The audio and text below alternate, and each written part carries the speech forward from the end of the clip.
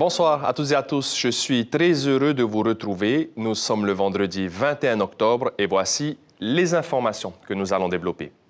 Un jeune garçon polynésien âgé de 7 ans, Malakai, est décédé en métropole. D'après les premiers éléments de l'enquête, il a été battu par le compagnon de sa mère. Plusieurs personnes sont mises en examen. Dans la ville de Toulon, c'est la stupeur. Reynald Temari contre-attaque et dit avoir été abusé par ses anciens conseillers. Celui qui est témoin assisté dans une information judiciaire ouverte par le parquet national financier sur l'attribution du mondial 2022 au Qatar a organisé une conférence de presse ce matin pour donner sa version des faits. Le glyphosate, herbicide extrêmement puissant et très controversé, est désormais interdit à la vente pour les particuliers. Décision du Conseil des ministres. Mais pour les agriculteurs, l'autorisation est toujours d'actualité. Nous avons essayé de comprendre pourquoi. Notre lien avec les archipels s'établit ce soir à Uapogo, aux Marquises. Nous parlerons du dossier pour l'UNESCO, présenté cette semaine au Comité français du patrimoine mondial. Il sera aussi question du retour des dessertes aériennes à Uapogo et Uahuka à partir du mois prochain. Pour en parler, nous serons en direct avec Joseph Kaiha, le maire de Uapogo. Et à la fin de cette édition, nous vous proposons un voyage gustatif dans plusieurs pays. C'était à l'occasion de la Nuit des Saveurs hier soir au centre-ville de Papeete. Merci d'être avec nous. C'est l'émotion et la stupeur en Seine-sur-Mer, à Toulon, en métropole, après le décès d'un enfant polynésien. Malakai avait 7 ans et il a été roué de coups. Plusieurs personnes, dont la mère du petit garçon et son compagnon, ont été mis en examen. Ce dernier aurait même reconnu les faits. Les précisions de nos confrères de France 3, Toulon. En tahitien, son prénom veut dire petit ange. Malakai avait 7 ans. Depuis le drame, l'émotion et la stupeur sont grandes parmi les habitants de la résidence. Hors caméra, une maman nous a confié avoir vu la mère du petit garçon changer depuis le début de sa relation avec le meurtrier présumé il y a 1 an. Elle ne sortait plus, ne nous parlait plus. L'autopsie a montré que Malakai avait reçu de nombreux coups. La mère de l'enfant a été mise en examen, notamment pour non-assistance sur mineur, et placée en détention provisoire. Aujourd'hui, on est sur une version assez limpide du côté de ma cliente qui affirme n'avoir porté aucun coup à son petit garçon. L'enquête va nous permettre aussi de déterminer quel était le degré d'emprise de monsieur sur madame. Et ça, c'est important de laisser le temps de l'enquête et de l'instruction afin que l'on puisse faire lumière sur cette difficulté aussi. Âgé de 34 ans, le compagnon, lui, a déjà été condamné à plusieurs reprises pour des faits de vol et de violence conjugale notamment. Depuis le 30 août, il était sous le coup d'un mandat d'arrêt après une nouvelle condamnation. L'homme a été arrêté 3 jours après la mort du petit Malakai. En garde à vue, il a reconnu avoir porté des coups au fils de sa compagne. L'instruction va mettre en avant effectivement si mon client qui a reconnu avoir porté les coups avait cette intention finale de donner la mort ou si cette mort a été la suite des coups qui ont été donnés mais sans cette fameuse intention. À ce jour, 3 membres de la famille du meurtrier présumé ont également été mis en examen et placés en détention provisoire. Il s'agit de la mère, d'un frère ainsi que d'une sœur. Ils sont poursuivis pour non-assistance à personne en danger et non-dénonciation de crime. L'enquête va tenter d'établir le rôle de cet entourage dans le déroulement des faits. Et pendant ce temps en Polynésie, toujours concernant la protection de l'enfance et surtout des femmes, le Conseil des femmes se réunissait en séminaire hier et aujourd'hui. Une vingtaine de présidentes d'associations étaient présentes.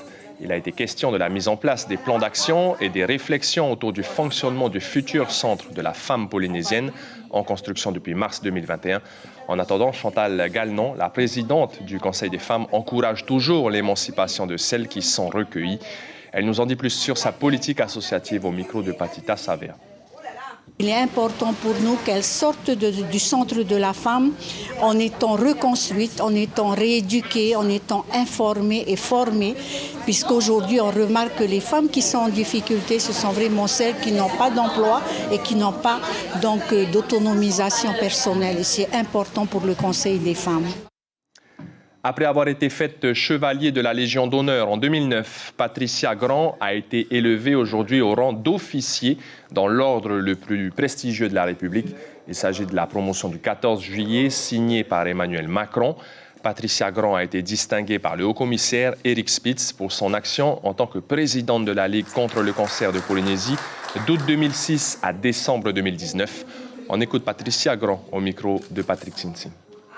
C'est sûr que c'est un grand honneur de voir que l'État a reconnu le travail effectué par la Ligue à travers moi, mais aussi par les bénévoles. C'est tout ce que je retiens. C'est une mission que j'ai acceptée, je dis, suite à la demande de ma fille. Et donc, ce n'était pas des sacrifices. J'étais très heureuse de faire ce que j'ai fait, même si c'était fatigant, même si quelquefois je pleurais de fatigue. Mais j'étais franchement très heureuse de rendre service, de voir que j'apportais quelque chose aux patients. On parle beaucoup ces jours-ci de la Coupe du monde de football prévue au Qatar dans moins d'un mois. Outre les problèmes de respect des droits de l'homme sur cette péninsule du Golfe Persique, la justice française a ouvert une enquête sur l'obtention de l'organisation de la Coupe du monde de football. Elle doit notamment déterminer le rôle qu'a joué Reynald Temari, ancien président de la Confédération d'Océanie, dans un vote de la FIFA au soupçon de corruption. David Chong et Mirko Vanfou.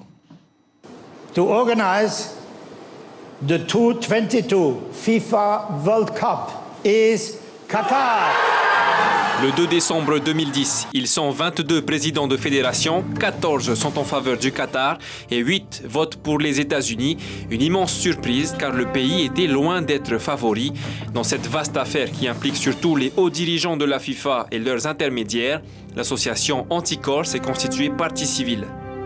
C'est assez étonnant de constater que toutes les personnes, tous les acteurs de ce déjeuner, qu'ils aient été présents ou pas, ont finalement obtenu des avantages, dont on ne sait pas s'ils sont des contreparties, mais en tout cas ont obtenu des avantages. Le Qatar est soupçonné d'avoir corrompu une partie des membres de la FIFA, dont Reynald Temari, a reçu $325 000 de la part du Qatari Mohamed bin Haman quelques mois après le vote. Mais depuis un an, le dossier d'instruction semble s'orienter vers un allègement de la responsabilité de l'ancien président de l'OFC. Je me réjouis que le juge d'instruction qui m'a interrogé l'année dernière est effectivement en train de considérer d'autres éléments du dossier qui pourraient justifier demain que M. Temari, effectivement, n'a jamais fait l'objet d'un pacte de corruption, et même pire, que M. Temari est susceptible d'avoir été victime de faits d'escroquerie. Victime, car Reynald Temari aurait été manipulé par son ancienne avocate, Maître Le Sieur, pour camoufler les agissements d'autres membres de la FIFA plus importants. Il y a quand même des éléments troublants qui font comprendre que quand il prend des décisions à certains moments, ces décisions ont été motivées par la production de documents dont on s'interroge aujourd'hui sur la réalité. Les plus gros soupçons se tournent vers Michel Platini, ancien président de l'UEFA. L'homme très influent aurait joué un rôle décisif dans ce fameux vote. Le glyphosate, désherbant chimique extrêmement puissant, est désormais interdit à la vente pour les particuliers en Polynésie. Décision prise par le Conseil des ministres, mais la vente est toujours autorisée pour les agriculteurs. La réglementation devient donc sensiblement la même que dans l'Hexagone. On parle de processus progressif de sortie du glyphosate. Les détails avec Sandro Ly et Patrick Tsinsin. Au plateau de Travao, sur un terrain de 16 hectares, Kalani cultive concombres, aubergines, tomates et choux. Comme la plupart des agriculteurs, il utilise du glyphosate jusqu'à 20 litres tous les 2 mois pour tuer les mauvaises herbes de plus en plus résistantes. Si elle devient beaucoup plus résistante, on est obligé d'augmenter la concentration du glyphosate. Or, il s'avère qu'aujourd'hui, il est question de réduire la concentration du glyphosate.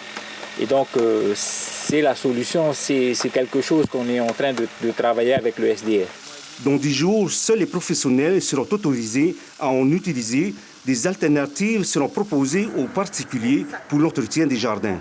À la place, en fait, on peut avoir tout ce qui est à base d'acide pélargonique. Donc, chez nous, en tout cas, il y a 2 produits. Donc, ce sont ces 2-là, donc qui ont des effets désherbants aussi, mais qui sont beaucoup moins. S'il y a tous ces produits-là, comment vous allez faire? Il faut aller nettoyer, comme les ancêtres faisaient à l'époque. C'est-à-dire nettoyer, aérer. L'Europe doit se prononcer sur l'arrêt total de son utilisation d'ici la fin de l'année.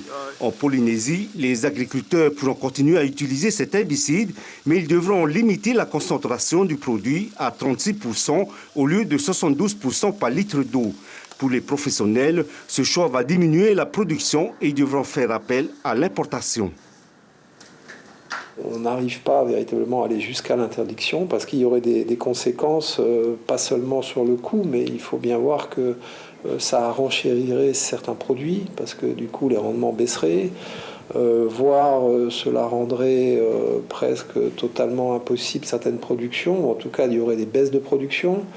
On serait obligé de compenser par des produits venant de pays qui eux-mêmes autorisent le glyphosate, donc il y aurait quand même une distorsion de concurrence énorme.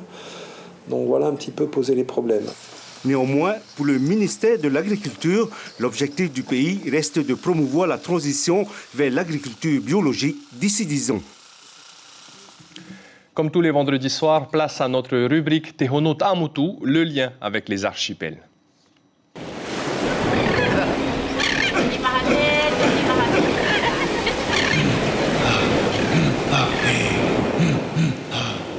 Et notre invité ce soir est Joseph Kaiha, le maire de Uapo. Kahanui Hakaiki, j'espère que la liaison est bonne. Première question cette semaine, vous avez présenté le dossier de l'inscription des marquises au patrimoine mondial de l'UNESCO devant le comité français. C'était la 4e audition. Alors, est-ce que ça sent plutôt bon pour une présentation devant l'UNESCO? Permettez-moi avant tout de saluer toute la Polynésie marocaine ce soir et tout particulièrement mon archipel Tehenoa et Natakauhani. Oui, évidemment, cette semaine, il y a eu la 4e édition du dossier de l'UNESCO au sein du comité d'experts français du patrimoine mondial. Donc, l'audition a été très positive. Je réjouis de la décision qui a été décidée par le comité, c'est-à-dire de valider ce dossier pour être porté l'année prochaine, au 20 du mois de janvier 2023, aux instances internationales. Donc c'est une très bonne nouvelle et je dois ici remercier tout le travail formidable, exceptionnel qui a été mené par notre Fatrehau, Hirmoana Mamatua Yahutapu, l'équipe de projet, également tous les services du pays qui ont œuvré depuis déjà plusieurs années concernant ce dossier. C'est vraiment une satisfaction pleine pour la Polynésie et pour l'archipel des Marquises en tous les cas. Alors le dossier des Marquises a une double dimension, à la fois culturelle et naturelle. Est-ce que le comité français a trouvé que ça enrichissait le dossier? En tous les cas, ce que je peux dire pour avoir assisté à l'audition cette semaine, c'est un dossier vraiment remarquable. Donc la présentation a été de très grande qualité. Ça a été reconnu par les membres, les experts du comité français. Donc c'est vrai que c'est très rare dans l'histoire d'inscription concernant la France qu'on se retrouve devant un dossier déjà naturel et culturel, et d'autant plus pour des biens en série. Ça veut dire quoi? Ça veut dire que les biens ne se trouvent pas sur un même espace défini. Alors pour nous, pour la Polynésie, l'archipel des Marquises, ces biens se trouvent sur plusieurs îles, donc qui englobent la totalité de l'archipel des Marquises, et d'autant plus c'est description des sites naturels et aussi bien culturels, donc c'est très complexe. Ce qu'on peut retenir, c'est que voilà, c'est cette validation définitive du comité français. Du comité français. Tavanakaiha, Uapo et Uahuka vont être de nouveau desservis par Air Tahiti à partir du mois prochain. C'est une excellente nouvelle, on imagine, rapidement pour vous. Tout à fait. Ça n'a pas été une attente comme l'UNESCO d'une dizaine d'années, mais on a quand même attendu 1 an après une défaillance, je dirais, du premier appel d'offres. C'est une réalité, donc à partir du 14 du mois de novembre. Donc il y aura définitivement la desserte aérienne pour les 2 îles en interne, Uapo et Uahuka. Et dans le Twin Otter sera basé sur l'île de Uapo. C'est une très bonne nouvelle. Et Kauhanu, et je salue cette belle initiative. Merci beaucoup Joseph Kaiha, maire de Uapo. Nous retiendrons donc que le dossier des Marquises sera déposé en janvier 2023 devant l'UNESCO. Merci beaucoup et passez un excellent week-end. Merci bien, Kauhanu et Apai. Le nouvel hélicoptère de la frégate Prairial, le Dauphin N3, a été baptisé ce matin en présence des autorités du GAM, le groupement aéronautique militaire. L'appareil devrait améliorer significativement les capacités de surveillance lors de ses missions, avec une plus grande polyvalence pour la Marine nationale et un plus grand rayon d'action. Si l'on compare avec le précédent hélicoptère, l'Alouette, le Dauphin N3 intègre donc le détachement 34F Prairial. Écoutez François Maignan, le commandant de la frégate de surveillance, et le lieutenant de vaisseau Antoine. Ils sont tous les deux au micro de Jacques Darmon. C'est une grande joie de voir l'évolution de l'aéronautique navale et puis un saut capacitaire pour le Prairial. On passe de l'Alouette 3 qui a rendu de bons services mais qui était en fin de période, et maintenant nous avons un hélicoptère Dauphin qui va nous permettre de multiplier nos capacités militaires pour réaliser les missions du Prairial. Oui, je connais bien effectivement le Dauphin, même si ce n'est pas le même modèle que celui que je pilotais précédemment. J'ai été affecté les 2 dernières années au détachement de la 35F sur les hélicoptères Dauphin N3+ interadministration, qui étaient davantage dévolus aux missions de service public et de secours à la population. Donc aujourd'hui, c'est un nouveau type d'hélico, c'est une variante on va dire, et pour des missions qui sont davantage tournées militaires. Un séminaire sur l'autisme en Polynésie était organisé aujourd'hui par l'association Entre deux mondes. Il a réuni les professionnels, les organismes, les services compétents et les familles pour les aider à comprendre et surtout à accompagner les enfants porteurs d'autisme. L'autisme, qui est un trouble du neurodéveloppement officiellement reconnu en France comme un handicap, c'est encore un sujet sensible en Polynésie. Le soutien et le combat des familles est quotidien, car l'enfant ou l'adolescent porteur d'autisme doit être accompagné. Exemple avec ce portrait croisé signé Mélodie Ouilamoa Facioné et Patita Savea. Les Legos dans un coin et surtout loin des autres enfants, c'est le petit rituel matinal de Naura à la crèche. À 3 ans et demi, la petite fille ne parle toujours pas. Son regard fuyant et son absence d'interaction avec ses camarades ont permis d'établir un diagnostic il y a quelques mois. Trouble du spectre de l'autisme, des débuts difficiles pour les parents qui se sentent parfois démunis. Il y a des jours où tu craques, c'est difficile parce qu'on est impuissant parfois parce que des fois elle a des crises de rire, elle rigole mais elle est morte de rire, donc à un moment donné tu es là, tu rigoles mais tu as l'impression qu'il n'y a pas de fin. Et à l'inverse, des crises de pleurs, elle est terrorisée par quelque chose et même ça, en fait, on n'arrive pas à gérer, donc tu es impuissant et en fait, tu dois juste la laisser finir en fait. Réorganisation du quotidien dans la vie familiale, professionnelle mais aussi sociale. Un parcours du combattant qui commence pour Mirabel. J'ai dû faire des sacrifices, donc changer de travail. Donc maintenant, je fais des horaires de nuit. Donc après, je serai obligée d'adapter pour demander à avoir, pour la journée, des horaires qui seraient adaptés aux rendez-vous spécifiques pour Naura qui sont très importants. Julian et ses parents sont aussi passés par là. Le jeune garçon est certes toujours dans sa bulle, mais il a énormément progressé. Tu veux parler ? Je veux parler, c'est moi, papa. Comment tu t'appelles ? Je m'appelle Julia. J'ai 10 ans, moi. Donc là, ça va beaucoup mieux. Il va vers les gens, il veut aller jouer avec des autres enfants et beaucoup avec des adultes, il y va facilement. Un suivi adapté avec des médecins spécialisés, toute une prise en charge qui s'est mise en place ces dernières années. Il y a les pédopsychiatres, il y a l'orthophoniste, les enseignants, nous évidemment. Et chacun met sa brique, on va dire, pour qu'il évolue. Tous les professionnels s'accordent à le dire, plus un enfant est pris en charge tôt, meilleures sont les chances d'améliorer son quotidien et donc d'aspirer à une vie normale.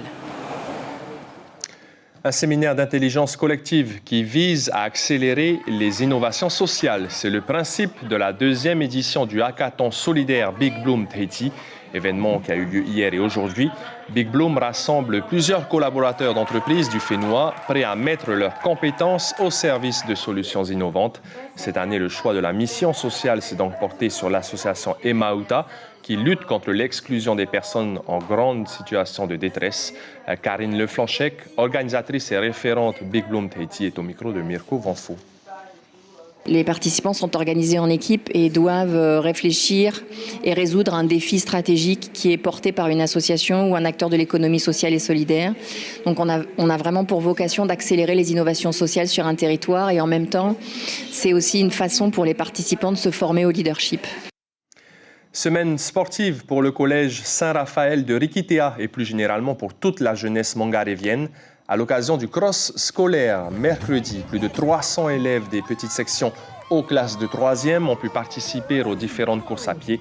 Plusieurs parents avaient fait le déplacement. Pendant 3 heures, le public et les jeunes ont pu partager les valeurs du sport. Écoutez quelques réactions recueillies par Heifara Schwartz. Je trouvais très sportif, j'étais beaucoup fatiguée quand j'ai fait le deuxième tour. Surtout à la montée, c'était vraiment difficile. Quelle joie de voir nos enfants faire des courses. Et je pense qu'ils se préparent également pour un futur déplacement sur Tahiti, pour les courses organisées à Tahiti. Un voyage culinaire et gustatif dans une dizaine de pays. C'était le concept de la Nuit des saveurs organisée hier soir au centre-ville de Papeete. De la Bolivie au Japon, en passant par l'Espagne ou encore la Turquie, l'Angleterre et Madagascar, les gourmands ont pu goûter toutes sortes de spécialités. Mélodie Ouilamoa Fassione, Evar Apoto et Mirko Vonfo. Les papilles en fête ce jeudi soir à Papeete, devenu le temps d'un soir la capitale culinaire du monde. Épicé, salé, sucré, il y en avait pour tous les goûts et pour toutes les bourses. Il y a tellement de choses que je ne saurais plus te dire. Bon, on a pris aussi des desserts, des tiramisu. C'est des spécialités d'ailleurs, on vient là pour goûter, pour voir. Voilà, ça change. Par ici, de nombreux curieux se sont arrêtés pour goûter à un plat typique d'Amérique du Sud. On va trouver toujours on trouvera les empanadas. C'est une pâte maison, elle est un petit peu brisée avec la graisse de porc. Donc c'est le secret. Et ensuite, on farcit avec du fromage. Sinon, une petite farce au poulet avec des petits légumes. Un peu plus loin, la Turquie. Séverin Meyer va ouvrir une roulotte prochainement. Présentation ici de son fameux houmous. C'est vraiment des pois chiches. Des pois chiches mixés qu'on mélange avec du sel, du poivre et de l'huile d'olive. Et ça, c'est une bonne base. On peut le déguster nature ou après, on peut y rajouter les ingrédients qu'on veut. Et là, nous, on y a mis de la betterave. Ça donne une petite couleur sympa, c'est cool. Et tomates séchées pour des saveurs un peu plus d'été, c'est sympa. À l'apéro, à partager sur du pain. Alors, on aime ou on n'aime pas. Personne, en tout cas, n'est reparti les mains vides. Ces petits snacks, par exemple, se sont vendus comme des petits pains. Ce sont des pastilles, en fait. Et en fait, c'est originaire d'Angleterre. Et c'est un peu comme des pays traditionnels, mais c'est que du salé. Il n'y a pas de sucré. C'est à base de viande. Et là, on avait fait une version... On fait aussi des versions végétariennes pour plaire un peu à tout le monde. Une dizaine de pays ont été représentés à cet événement signé Agriculture Tahiti. Rendez-vous dans quelques semaines pour la prochaine édition de la Nuit des saveurs. Et bon appétit si vous êtes à table. L'information principale de cette édition, c'est la mort d'un jeune garçon polynésien âgé de 7 ans en métropole. Malakai a été battu à mort, semble-t-il, par le compagnon de sa mère. Plusieurs personnes sont mises en examen sur la Seine-sur-Mer, non loin de la ville de Toulon. L'affaire a suscité l'émotion. Sur votre petit écran ce soir, Polynésie la Première vous propose, après le Tarena Maui, le téléfilm On n'efface pas les souvenirs. Puis si vous êtes fan de Zouk, vous allez adorer le concert du DREP Action 2022. Enfin, à 22h40, ce n'est pas noté, le téléfilm Comme des reines qui parle de la prostitution chez les adolescentes françaises. C'est la fin de cette édition. Merci d'avoir été avec nous. Je vous souhaite une excellente soirée et vous dis à demain.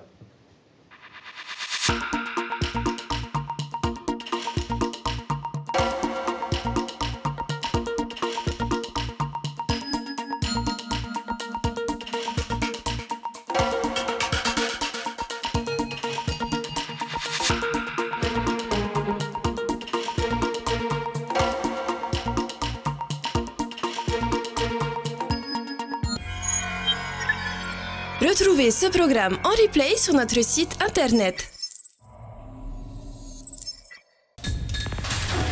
L'information en continu sur Polynésie la Première, internet et réseaux sociaux.